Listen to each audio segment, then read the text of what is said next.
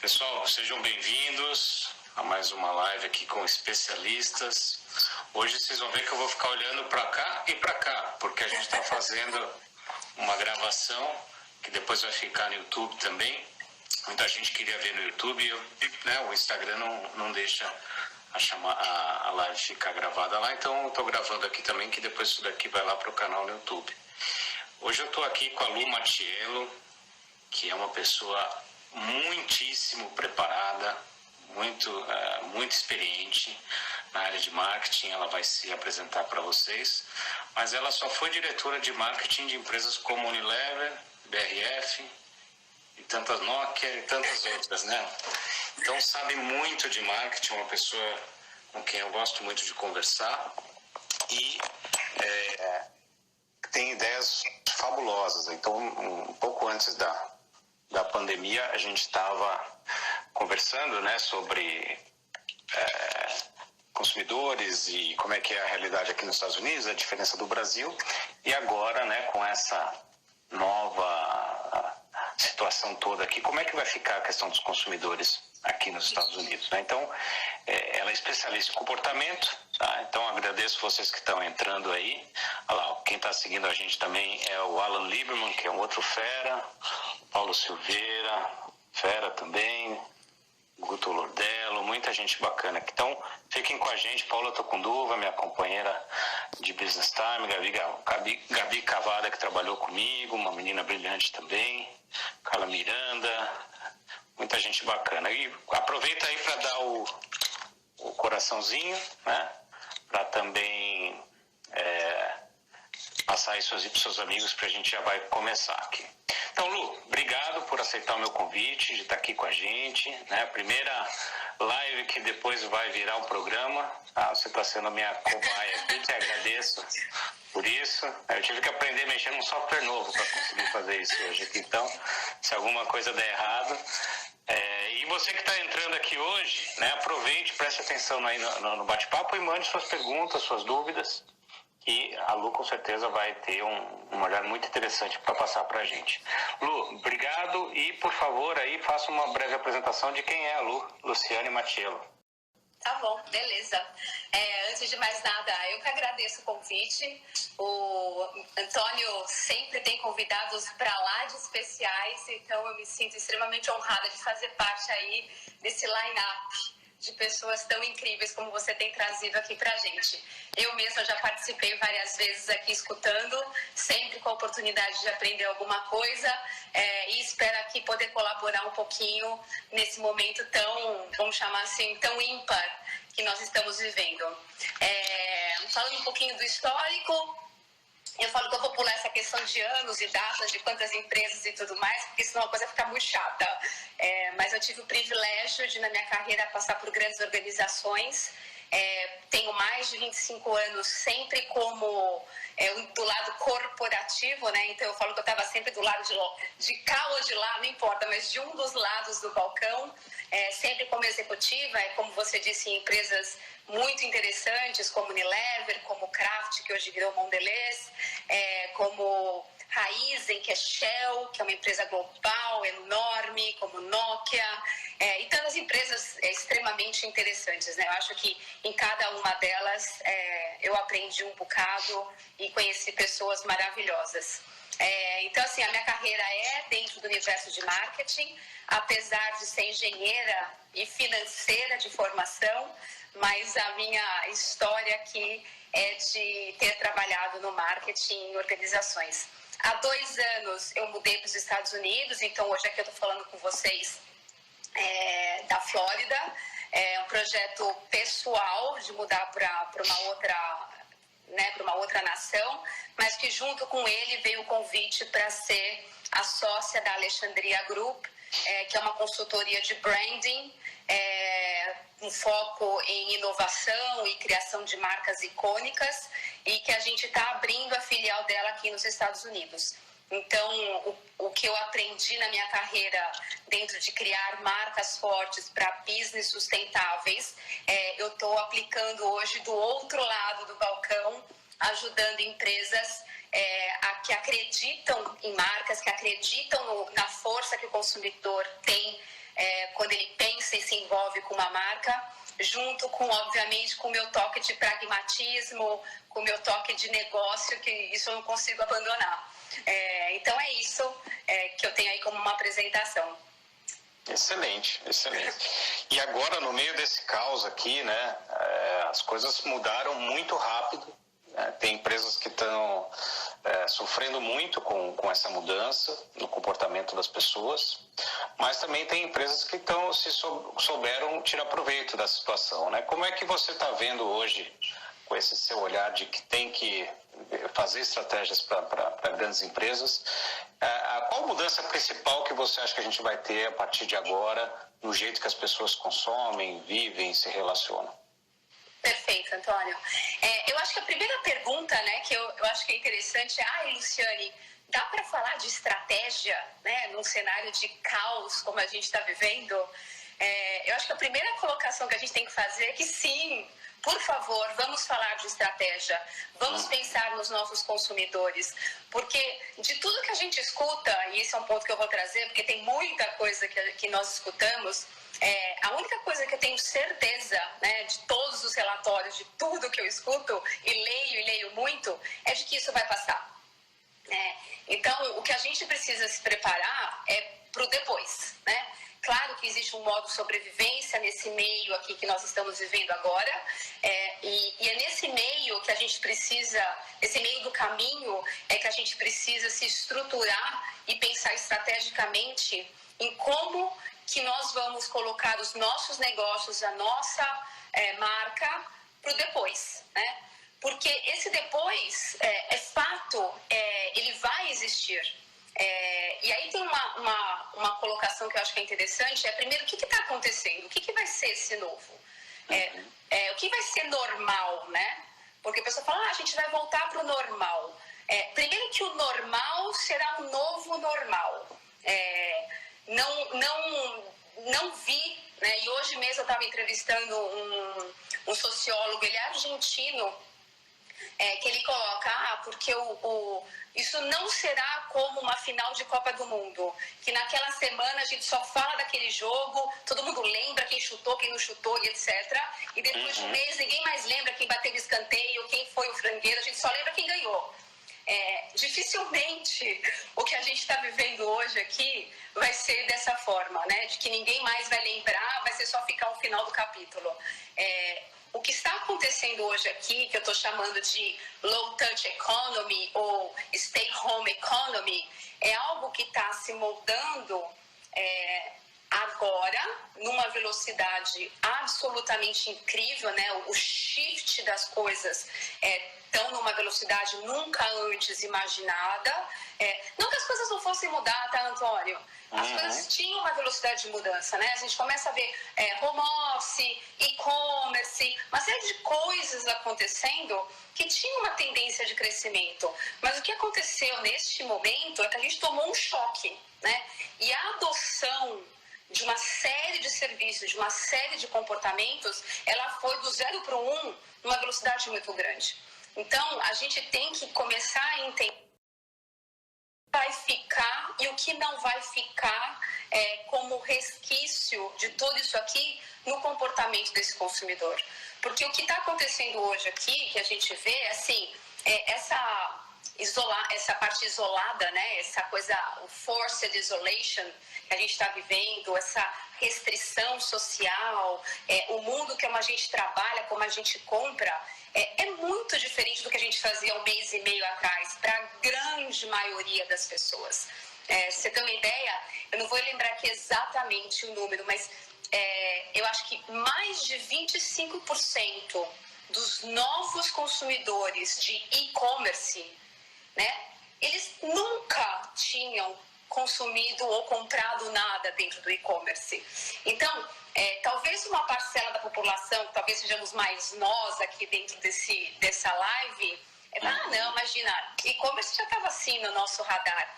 Mas na prática, essa massividade, essa mudança de comportamento, ela foi muito rápida, ela foi muito abrupta. Então, primeiro acho que entender as coisas que estão acontecendo, né? os impactos que isso vão ser gerados, os que vão ficar e os que vão ficar menos. E, obviamente, a gente vai precisar ter um olhar de positivo, né? Eu falei que eu abandonei todas as minhas leituras que não fossem positivas. Eu agora só estou lendo cases, estudos que falam como você olha o que está acontecendo agora e se prepara para que tudo lá na frente funcione, que seja ainda melhor. Então, Isso é até uma das razões que eu comecei a fazer essas lives aqui, porque é só notícia, a mesma notícia sempre. Eu falei, gente, tem tanta gente boa agora aí sem fazer nada que eu vou bater um papo com elas para a gente falar de futuro, né? Exatamente. Então, eu acho que o que a gente precisa olhar é quais são os hábitos que estão surgindo e que a gente precisa ficar atento como donos de negócio, né? Porque isso vai moldar não só como a gente vai tratar o momento atual, mas muito como a gente vai desenhar o nosso novo momento, o nosso novo normal. Eu posso até fazer uma referência que o Alan, numa das suas lives, ele falou muito sobre inovação. E a inovação, para quem quiser sobreviver lá na frente, ela precisa estar dentro das estratégias do seu negócio. Porque senão você não vai ter a possibilidade de contar essa história. E aí eu acho que sempre... Eu sou engenheira, né? Então o histórico me ajuda para algumas coisas, as referências me ajudam para algumas coisas. Então tem um exemplo de uma crise, de algumas crises passadas, que acho que são legais a gente olhar. Acho que não é o mesmo tipo de crise, acho que a gente está numa crise mais sistêmica, eu acho que a gente está numa crise mais assustadora sob o ponto de vista individual, porque você é meio que contaminado por algo que é mutante. Então, acho que não é exatamente a mesma coisa. Mas o que eu acho que é interessante é você olhar as oportunidades que aparecem para quem tem um olhar positivo sobre as coisas. Então, assim, a gente lembra que teve a crise dos dot-coms e etc., acho que foi em 2005, 2006. Se a gente olhar, naquele período, a gente tinha uma quantidade gigantesca de marcas que faziam search, certo? Você tinha Yahoo, você tinha um monte de outras marcas. Hoje, quando você pensa em empresas que fazem search, o que a gente lembra? A gente lembra do Google. E se a gente olha o que foi feito pelo Google no momento de crise, a gente vê que foi a empresa que mais investiu, que mais foi agressiva, que mais entendeu o seu consumidor e o que estava acontecendo ao redor dele. Então, acho que essa é um pouco da perspectiva de que quem é dono de negócio, quem cuida de grandes marcas, quem está dentro desse mundo, vamos chamar assim, corporativo e até do seu próprio mundo, acho que é esse o olhar que a gente tem que ter.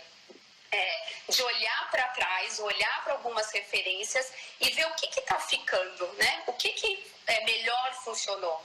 E eu acho que tem uma questão, né? Não está tão longe, a China já passou pelo pior dos mundos, né? A China já fez o pico da crise. O que aconteceu com a China nos últimos 20 dias? Então, tem alguns hábitos que ficaram, né? Então, a parte de mais higiene, a parte de menos contato social, como você entra dentro dos prédios, o que significa a sua individualidade. Então, eu acho que vale a pena a gente entender esse olhar para trás para poder olhar para frente, né?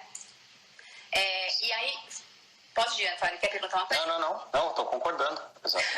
E aí eu acho que tem vários impactos, né? Tem impactos geopolíticos, a gente está sofrendo aí, olhando todas as notícias do mundo, para nós que temos às vezes mais do que um coração, né, em termos de nacionalidade. Então, no meu caso, brasileira, com família no Brasil, estou acompanhando notícias do Brasil, fico nervosa. Enquanto você está sentado aqui, então você quer também entender o que está acontecendo nos Estados Unidos. Eu tenho família morando na Suécia, que está num lockdown diferente. Então, existe uma questão política ou geopolítica muito importante. Tem uma questão de outros impactos, de como é que vai ser a tecnologia.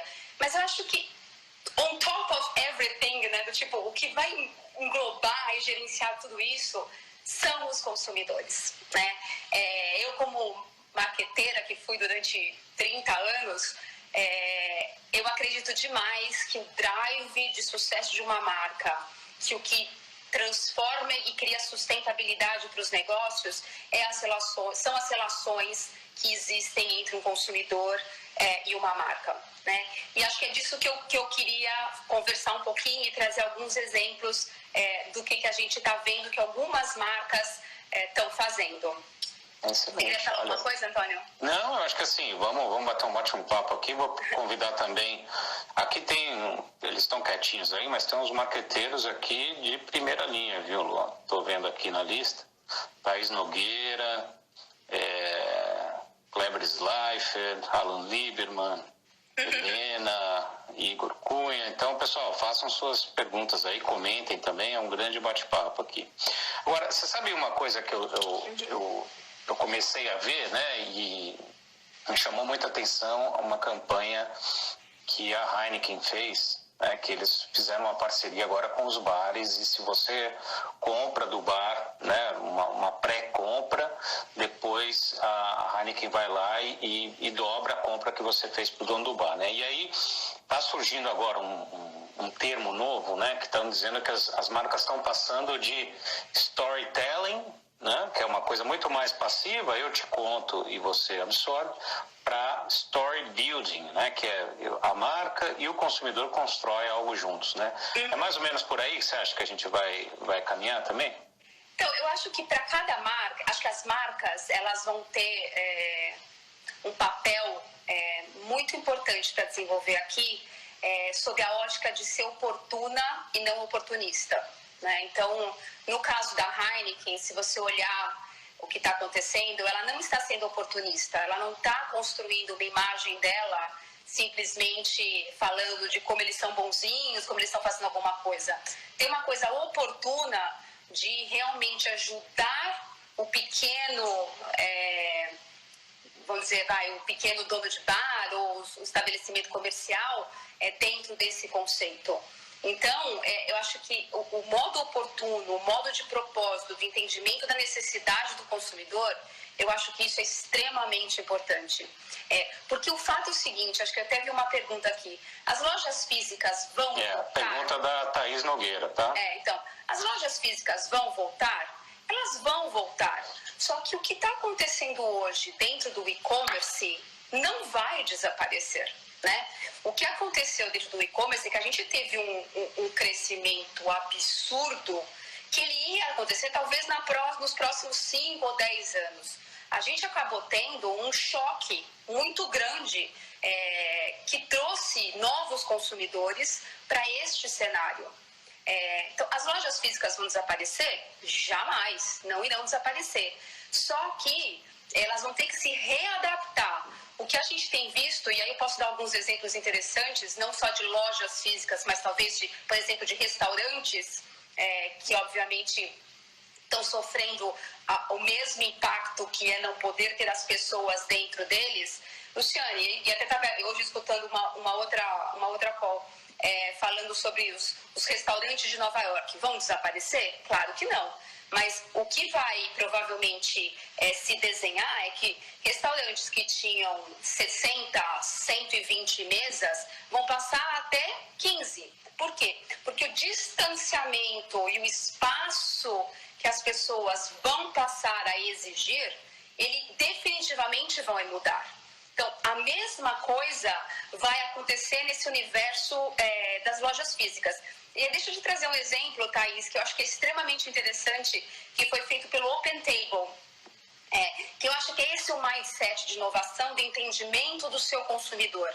O entendimento do consumidor do Open Table são consumidores que buscam uma conveniência para poder usufruir de um serviço, no caso, restaurante, certo? Em algumas cidades que não estão em lockdown completo, que você tem alguns supermercados abertos, etc. Olha que interessante. O Open Table, ao invés de fazer booking, né, agendamento de mesas em restaurantes, eles estão fazendo agendamentos de visitas em supermercados. que isso é um mindset completamente diferente do que vão chamar do restaurante. Mas é de uma forma criativa, uma forma inovadora, uma maneira de continuar servindo o seu público para uma necessidade que se desenhou agora. Então, eu acho que esse tipo de mudança vai acontecer.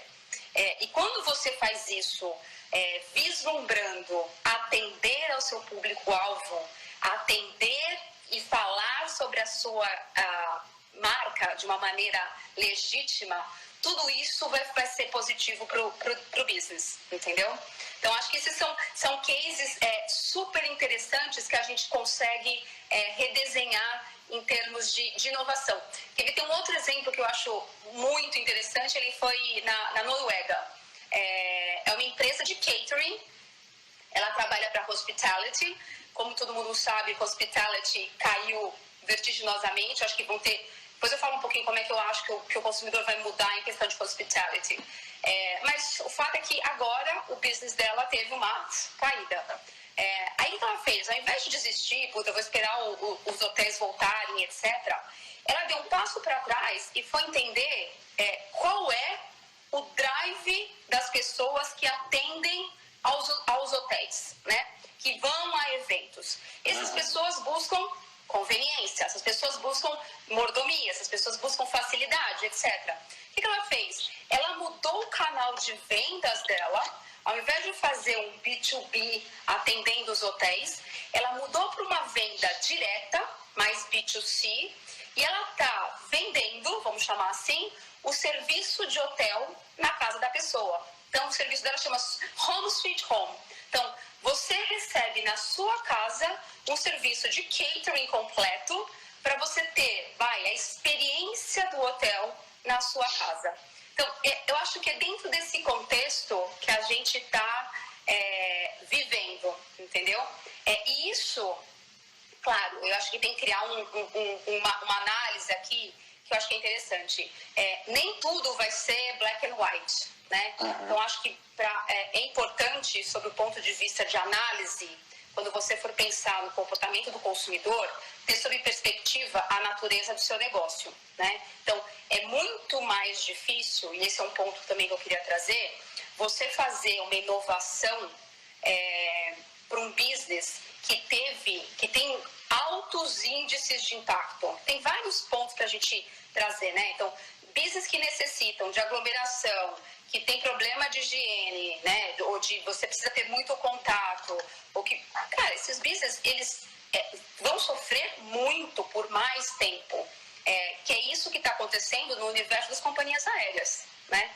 O impacto que a gente vai ter é muito maior do que outros negócios. Vou dar um exemplo aqui. Hoje, acho que é o terceiro ou quarto segmento que mais caiu, que é o segmento de sunglasses, né? Óbvio que caiu. As pessoas estão viajando menos, estão saindo menos de casa, estão comprando menos, não precisam se expor tanto, né? A exposição pessoal é uma coisa que mudou bastante, então o business caiu.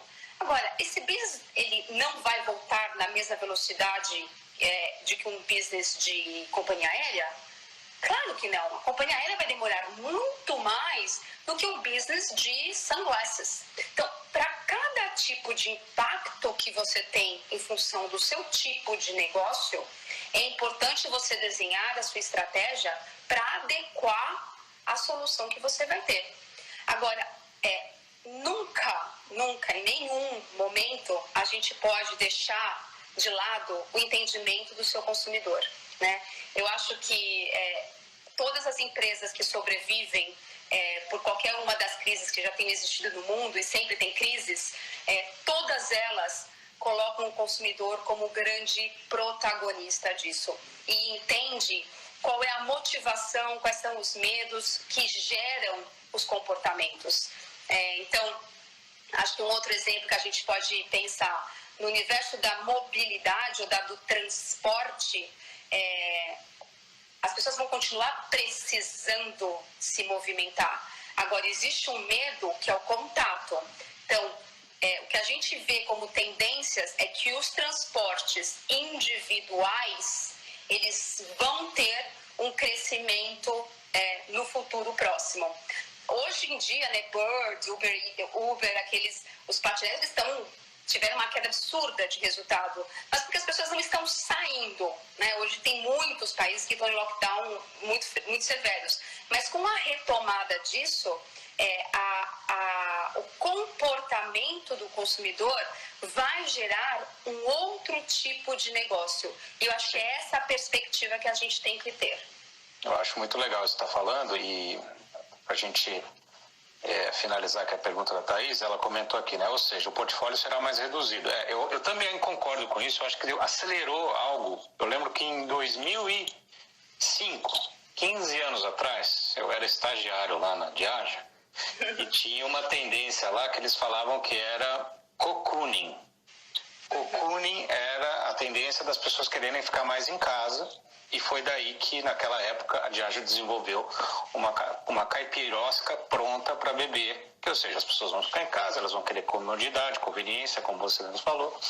Isso, para mim, agora acelerou, talvez o que aconteceria em mais 15 anos, acelerou para um mês. Então, quem mora aqui nos Estados Unidos, ou quem conhece aqui nos Estados Unidos, a Best Buy, por exemplo, né? A Best Buy, eu me lembro, quando eu vim a primeira vez, era muita gente na loja, muita gente comprando. Depois que eu comecei a morar aqui, era menos gente, mas gente querendo ter uma experiência com o produto, pegar, ouvir, né? E às vezes comprava na hora ou comprava depois pelo site, ou eu já fiz muito disso também, eu mostrava, na Amazon tá $100 mais barato que aqui. Eles baixavam o preço na hora ali para mim. Então, assim, eu acho que para a Thaís, eu acho que o ponto de venda tradicional, ele não vai ser mais um ponto de venda, ele vai ser um ponto de experiência, né? Então, realmente, isso estava acontecendo já bastante, né? Isso já estava acontecendo bastante. Aí tem uma outra pergunta aqui do Ariel, ó. O Ariel sempre participando aí. Obrigado, Ariel. Na visão de vocês, o que mais as pessoas irão priorizar? Tá. O que você acha? Ariel, vamos lá. Eu acho que tem uma coisa deste período, certo? Que eu acho que é importante, não essa coisa da higiene está muito forte, internet está muito forte. Então, acho que essas coisas todas, elas são muito nesse momento. Mas quando eu olho, assim, a parte de coisas que vão ficar, né? Eu vou fazer uma referência para o que disse o Antônio, a parte de upgrade homes, né? Melhorar a sua casa. Então, se você olhar o que cresceu de home appliances, é uma coisa absurda o que cresceu, né? Que é a parte de eletrodoméstico, batedeira, etc, etc, etc. Isso cresceu muito. Então, e isso vai continuar, porque o cocooning que estava lá 10 anos atrás aconteceu por um motivo, hoje está acontecendo por outro, mas o fato é que a melhoria das casas e de como você vive dentro delas, isto vai definitivamente acontecer. Uma outra coisa que eu acho que vai acontecer, essa questão da sua imagem pessoal, como você cria essa sociabilidade, que isso nunca vai mudar, que todos nós continuamos seres humanos, né?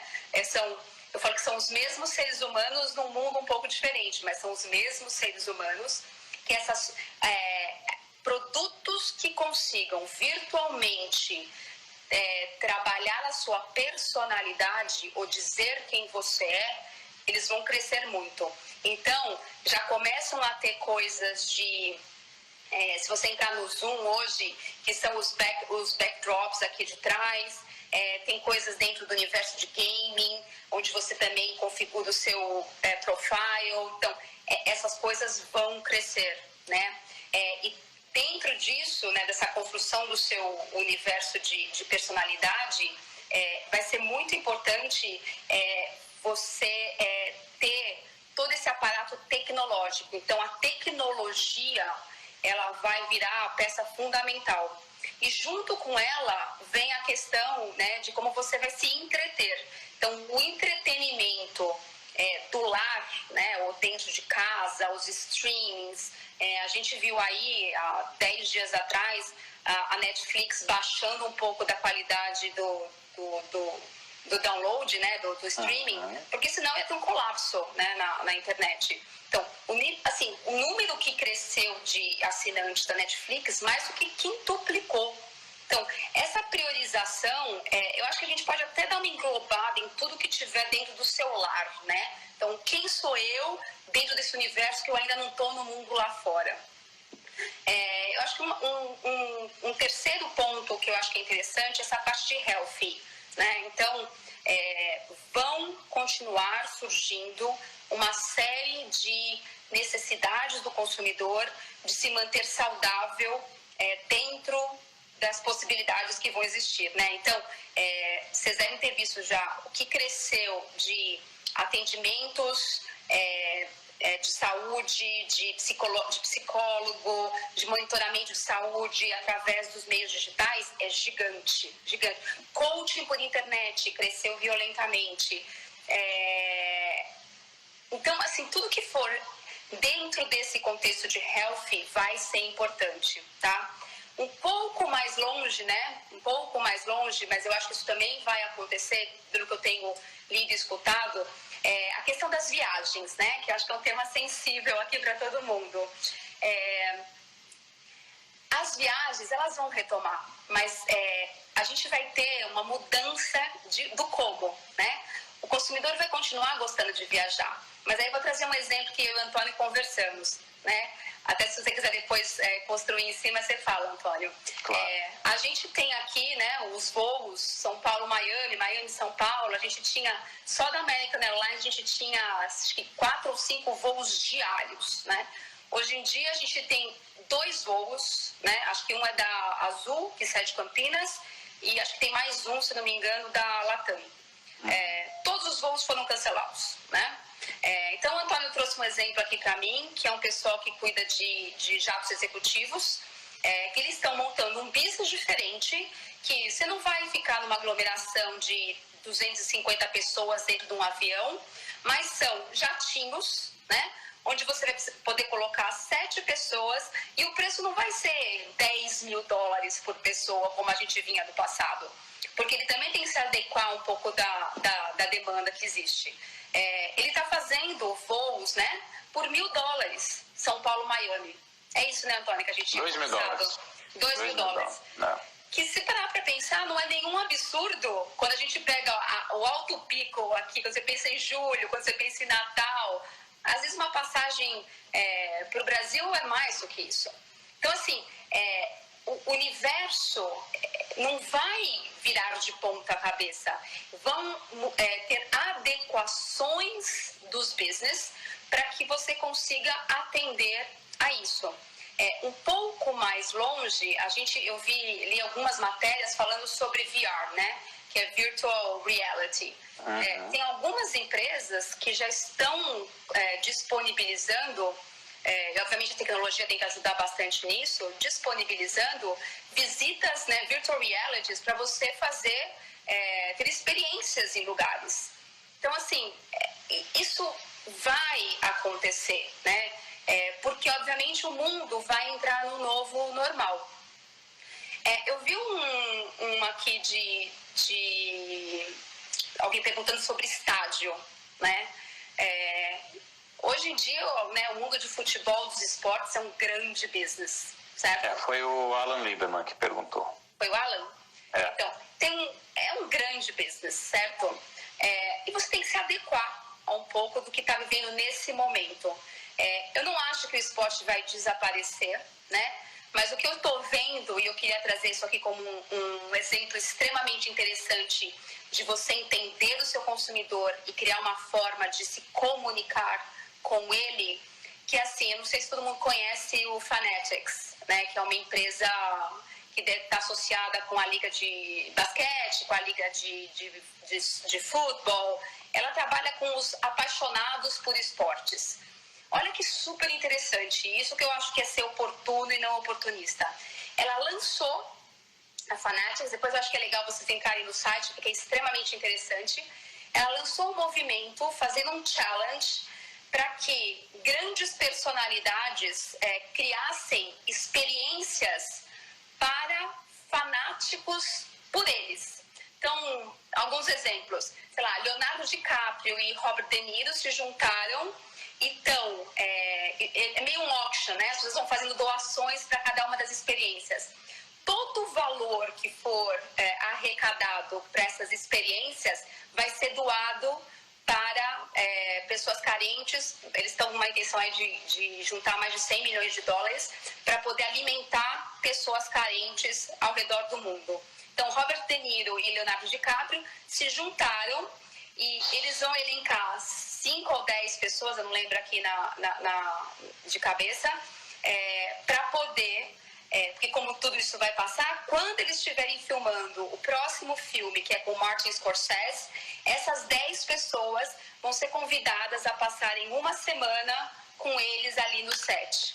Então, assim, estamos falando do esporte? Não estamos falando do esporte especificamente, mas estamos falando de pessoas que são fanáticas por alguma coisa, pessoas que estão conectadas com isso. Aí tem o Tom Brady também trazendo uma experiência dele, tem o Drake, tem vários atletas e artistas trazendo esse conceito de quem é fanático para poder criar esse movimento para lá de positivo para alimentar as pessoas ao redor do mundo num momento tão difícil.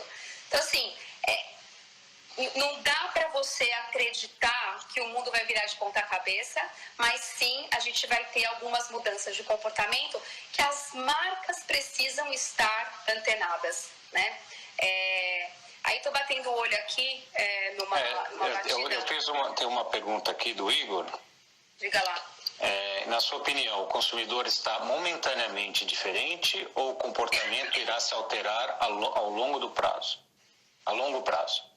Então, eu acho que eu trouxe esse tópico ali no começo. Eu acho que momentaneamente existe uma cisão, né? Tem uma dor, porque a gente está nesse momento de excesso de mudança. Até tem uma palavra que eu tenho ouvido que é muito interessante, né? Que não é intoxicação de informações, é uma infoxicação, né? Onde você tem tanta informação que você muda completamente o que você... Tá escuro, gente? Eu tô achando que eu tô escuro. Pode aumentar um pouquinho a luz. Deixa eu aumentar aqui. Onde você tem uma coisa muito grande acontecendo. Então, o consumidor, ele está passando por uma alteração, sim. Isto acelerou alguns comportamentos que iam levar 3, 5, 7 anos para chegar no pico que a gente está hoje, e um grande exemplo disso é o e-commerce. É um exemplo absurdamente fácil de se entender, mas ele vai voltar para um patamar. Acho que se a gente for do 0 ao 10, a gente volta para um novo normal que tem um outro conceito que não o 10, né? Ele tem uma outra adaptação e a gente vai ter que se adaptar, né? Então é o que eu disse sobre os restaurantes, é o que eu disse, eu vi aqui, bati o olho aqui, alguém falando sobre educação. O universo de educação definitivamente vai passar por uma transformação, não só para quem estuda, mas também para quem exerce a função de ser um professor, né? Então, os capabilities de quem hoje estiver oferecendo conteúdo vai ser muito diferente do que estava preparado para dar aula presencial. Então, eu acho que isso vai ter um impacto, sim, grande na educação. Eu tenho um exemplo aqui dentro de casa. No caso, o meu marido, ele trabalha numa empresa que é uma EdTech, que ela fornece uma base, vamos chamar assim, para cursos online. Isso era já muito forte, mas nos últimos 30 dias, o crescimento da demanda buscando aplicar e instalar essa plataforma para que todas as escolas consigam se estruturar para fornecer um conteúdo, fornecer um modus operandi adequado para esse novo modelo de educação, é gigante. Então, assim, tem business que está sofrendo mais, né? Não existe um remédio para tudo, gente. Não existe, né? Não existe. Acho que o único remédio que existe é o otimismo, se preparar para o que está acontecendo de uma maneira estratégica e acreditar que isto vai passar. né? E quem tiver mais bem preparado sobre o olhar de sobrevivência, de como que eu fico mais forte lá na frente perante esse meu consumidor, é o que melhor vai estar saindo dessa situação. Eu acho que o grande desafio aí também é as coisas, a meu ver, elas vão ter que ser muito mais personalizadas, né? Personalizados que eu digo grupos pequenos, de 7, 10 pessoas. Acho que tem um bom exemplo aqui nos Estados Unidos, algumas pessoas devem conhecer, um lugar para você dar tacadas de golfe e se divertir, que se chama Top Golf. O que é o Top Golf? É um prédio cheio de cabines de até 8 pessoas, com uma boa distância do outro grupo, e você fica ali jogando golfe, só que com a sua turma. Ninguém chega perto de você, tem um serviço ali para você, dedicado. É tudo automatizado, né? A bolinha vem automatizada, tá tudo ali num touchscreen, né? Então, acho que e isso tudo não surgiu porque uma pessoa era louca por golfe, né? Surgiu porque eles leram as tendências, né, de cada vez mais ter essa diminuição na quantidade de pessoas e uma busca por algo muito mais personalizado. E eu acho que no mundo dos esportes, por exemplo, né, dos shows, entretenimento, eu acho que a gente vai ter um retorno ao passado, né, com apresentações menores, com grupos menores, com coisas, né, jam sessions ao invés de grandes shows, né? Então eu acho que quem diria que bandas como Maroon 5 iriam fazer uma live no Instagram, né? Então eu acho que vai ter uma mudança eu acho que se eu pudesse chamar essa tendência de alguma coisa seria o fortalecimento do petit comité ou algo assim, né? Então eu acho que tem um caminho bacana aí. Alguns modelos de negócio, acho que tem até uma pergunta aqui do Wallace. O Wallace Silvestre, ele perguntou isso. Acreditam que essa crise pode vir a acelerar a extinção de algum modelo de negócio e até mesmo profissão? O que eu acho, Wallace, oi, falando oi pro Wallace.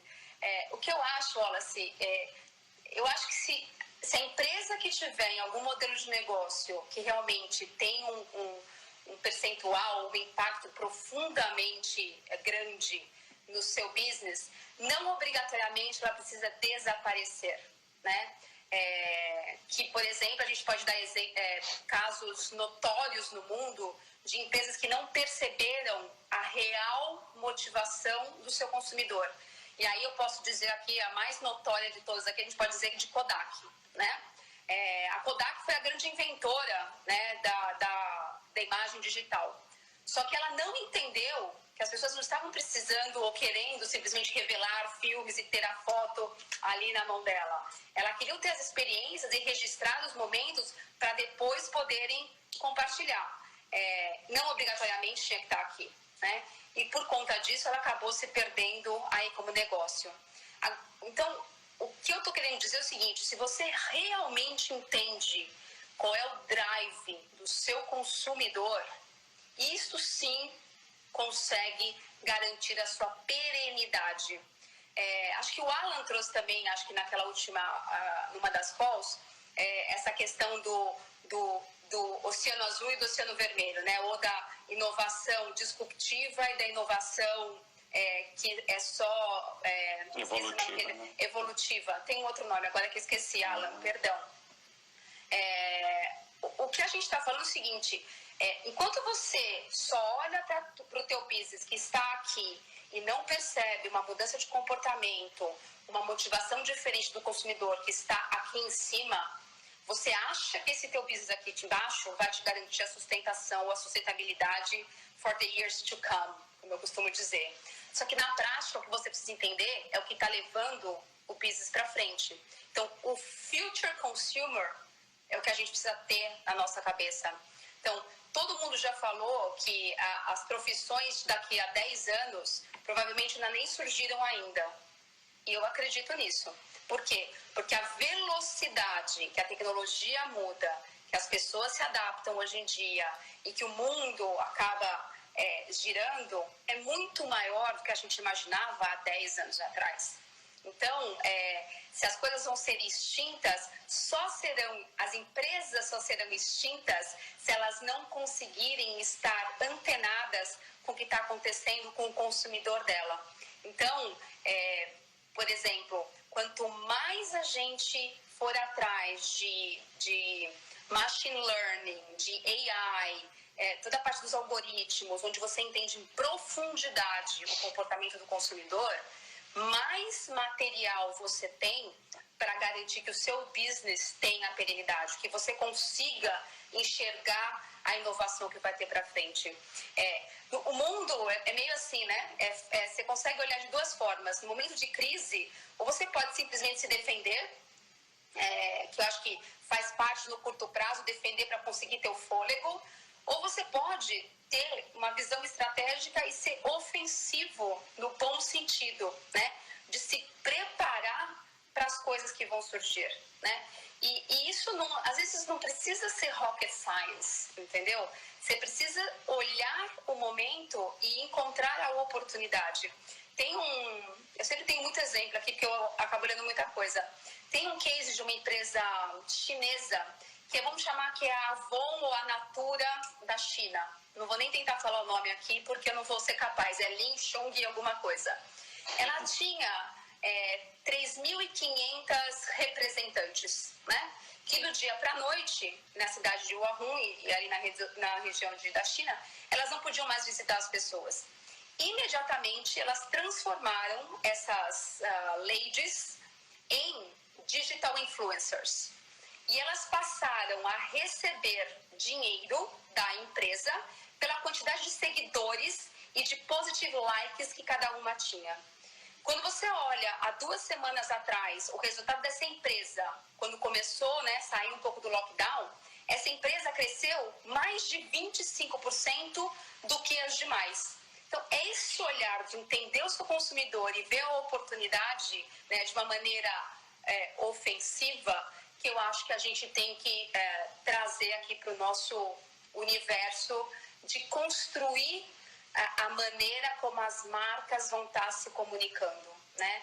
Fazendo um pouco aí da volta com o que o Antônio disse, né? O story building, né, tem muito a ver como as marcas vão trazer os conteúdos de uma maneira oportuna, linkados à verdade do seu consumidor e entendendo o contexto e as grandes motivações que eles têm, tá? Mais de 70% é um dado, acho que é da GfK, se eu não me engano.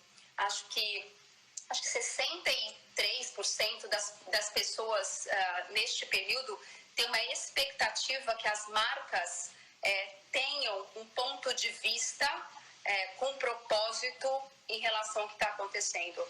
E acho que é isso que a gente tem que olhar, né? Como eu atendo esse meu consumidor para poder sobreviver lá na frente. Bacana. Lu, nós temos mais alguns minutos só. Eu quero convidar aí o pessoal que está assistindo, se quiser mandar mais alguma pergunta. Aqui, vamos ver, vários comentários. Lu, que exemplos de empresas você poderia citar que parecem verdadeiramente preocupadas com as suas estratégias de longo prazo e não apenas com questões de sobrevivência? Olha, eu falei um pouquinho da Fanatics, eu achei incrível, né, do exemplo que eu vi, eu achei realmente incrível, porque ela está no âmago do propósito dela, que é atender pessoas que são apaixonadas por alguma coisa, né? Uhum. Não precisa só ser de esporte, no caso estamos falando de artistas, etc. Então eu acho que eu gosto bastante desse exemplo. Tem um case, eu acho que tem a Unilever, eu não sei se vocês tiveram a oportunidade de ver.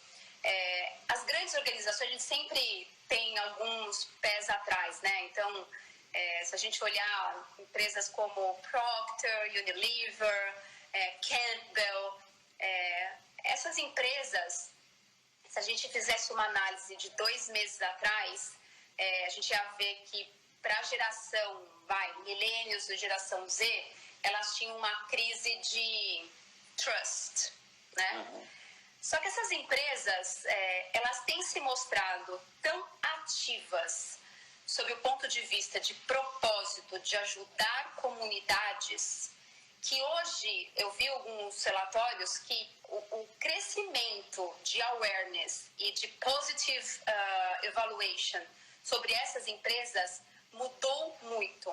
Então, para quem viu aí a entrevista do CEO da Unilever, não só eles estão garantindo abastecimento de produtos mais básicos, né? Então, sabão, nada fancy, né? Não estamos falando de shampoo XPTO, não estamos falando disso, coisas mais básicas para as grandes populações, com volumes muito grandes. Então, não só eles estão fazendo isso, mas também eles transformaram partes das indústrias deles para atender produtos que às vezes nem estavam no portfólio deles, como álcool gel. Então, desde que você tenha uma real conectividade com o seu consumidor, eu acho que tudo isso é muito verdadeiro. Eu acho que a própria Heineken, que o Antônio trouxe aqui o exemplo no começo, onde ela está fazendo uma atividade junto com consumidor para poder atender o pequeno comerciante, acho que também é extremamente relevante. E tem uma outra que às vezes é super simples também. Tem uma empresa, na verdade é uma universidade aqui de Washington. Eles sempre trabalharam no entendimento de pesquisas e tudo mais. E eles se predispuseram a fazer um estudo do comportamento desse vírus junto nas células, como eles trabalham com as células. Eu não vou lembrar agora o nome, não vou lembrar agora. Depois eu coloco aqui no live para vocês, eu mando por e-mail, aqui pelo Instagram. Eles criaram uma rede, né, onde eles estão convidando pessoas como eu, como Antônio, para baixar um app, para que este app, ao estar na máquina, ela crie uma grande rede de computadores que consigam simular o mesmo trabalho do que um supercomputador, né, que custaria milhões e milhões de dólares. Então, essa empresa ela criou esse app comum, né, que qualquer consumidor consegue baixar no seu computador, e eles conseguem criar essa rede e criam um supercomputador que está estudando o comportamento do vírus junto às células. Eu acho isso incrível, né? Porque isso nunca teria passado na cabeça deles anteriormente. Mas eles, dentro do propósito da empresa, eles mudaram a forma de trabalho para poder atender uma demanda nova que surgiu. Excelente. Temos mais um pouquinho de tempo só, mas eu concordo plenamente com você, e eu acho que, é claro, né, o consumidor ele é diferente. Esse papo que a gente está tendo aqui, se a gente estivesse conversando lá, sei lá, na China, talvez ia ter algumas diferenças, mas a essência humana é a mesma, né? No mundo inteiro existem valores universais e, obviamente, existem valores particulares, mas eu acho que a gente tem muito que aplicar, né, em todas essas culturas. Especialmente, eu acho que a gente que mora aqui nos Estados Unidos e consegue ver as coisas do Brasil também, e é interessante para mim, né, quando a gente está longe do nosso país, parece que a gente consegue ver ele melhor, né? Porque você não está no meio do redemoinho e você está fora e você consegue ver. E eu acho que a gente vai ter aqui nos Estados Unidos, eu acho que a tendência vai ser de muito mais individualismo, né? E no Brasil, que eu acho que tem um pouco a ver com o que o Alan falou aí. Tá tendo um chiado para vocês aí também? Para mim não. Não? Eu acho que a gente vai ter uma corrida ao entretenimento, a hora que liberar, entendeu? Então, eu acho que pode ser interessante também ficar de olho nisso, que eu acho que vai surgir nas pessoas também uma necessidade de viver intensamente, porque eu posso morrer amanhã de um vírus, né? E eu acho que existem negócios que vão, né, de uma certa forma, conseguir vender esse sonho, essa coisa à la Disney, né? A Disney faz muito bem isso, né? A Disney, naquele momento, naquele dia que você tira para estar na Disney, você não vê um papelzinho no chão, você não vê ninguém de cara feia, você está vivendo um mundo ideal, né? Um mundo do sonho, que é para se desestressar, como disse o Alan, né? Então, acho que vão ter duas coisas aí que vão surgir. Um aumento do individualismo e um aumento de necessidade de experiências e sensações muito marcantes, porque pode ser a última, né? E com a família, né? A gente está vendo muito essa coisa estou falando com amigos que há 10 anos eu não falava, né? Então, essa coisa de valorizar, estar junto de novo e ter esses momentos especiais, eu acho que é uma grande tendência aí. Então, o consumidor, Antônio, same humans, new words, né? O consumidor, ele é o consumidor, né? Então, de tudo que a gente escuta é como as pessoas estão sentindo falta das relações, né? O quanto que se faz de tintim virtual, o quanto que se tem feito de meetings através do Zoom, pessoas cantando de um lado para o outro de janelas. As relações humanas, elas vão continuar sendo extremamente importantes. E as relações entre consumidores e marcas vão continuar sendo extremamente importantes. Eu bati o olho aqui e alguém falou assim, é momento de você pensar no seu brand equity? Sim, eu acho que esse é o momento de você pensar no seu brand equity. Porque é no momento da dificuldade, no momento em que as pessoas estão mais abertas a olharem ao seu redor, que você tem a oportunidade de ser legítimo e genuíno no que você fala da sua marca. E isso nunca deve se perder. Eu não estou falando aqui que a gente tem que ir fazer um comercial, né, antigamente de 30 segundos para dar um tiro de canhão para ser massivo. Não é disso que eu estou falando. Eu estou falando de você entender em profundidade o que driveia o seu consumidor, o que driveia a emoção do seu consumidor, porque às vezes não é simplesmente o produto, não é ser mais crocante ou menos crocante, e sim, qual que é o emotional link que ele tem. O que as pessoas realmente estão buscando quando elas escolhem um determinado produto. E isso, eu acho que é extremamente importante que os donos de negócios, donos de marca, marqueteiros, produtos, etc., não percam sobre a perspectiva disso. Porque é fundamental que nós, né, marqueteiros, consigamos manter esse vínculo. Eu estou batendo aqui no olho Lu, acho que a gente vai ter que retomar essa conversa semana que vem, porque já vai acabar o nosso tempo aqui. A gente pode falar, acho que para cada mercado é um mercado, né? Eu acho interessante isso. Para cada negócio, essa análise não é uma análise de um eixo só, né? Essa análise é uma análise de 2 eixos. Um eixo é qual o impacto no meu business, né? Se é um impacto tipo V, se é um impacto tipo U, se é um impacto tipo L, né? Que são nomenclaturas que muita gente aí conhece. E como é que isso tem, né? E a natureza do meu negócio sob a ótica do consumidor. Eu tenho mais, menos ou médio impacto sobre a natureza do meu negócio. E aí, como boa engenheira, você cria aí uma matriz de possibilidades, e para cada possibilidade, a gente tem que criar uma estratégia. Eu não recomendo, sob hipótese nenhuma, que uma única solução seja admitida. A única coisa que eu recomendo como único drive é não perder de vista o comportamento do seu consumidor, o drive de escolha que ele tem, quais são as motivações que ele tem, porque é isso que gera sustentabilidade do negócio no futuro. Excelente. Entender o seu público-alvo é fundamental. Temos 10 segundos, eu vou agradecer todo mundo. Lu, obrigado a todo mundo que participou.